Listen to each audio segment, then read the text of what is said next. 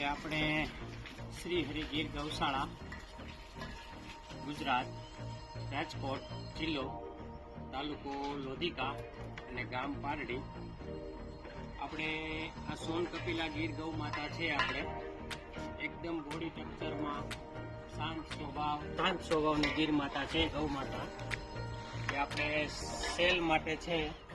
એ ત્રીજું વેતર છે અને એક દિવસનું મિલ્ક એટલે દૂધની કેપેસિટી એકદમ 17 લીટરની પર ડેની છે.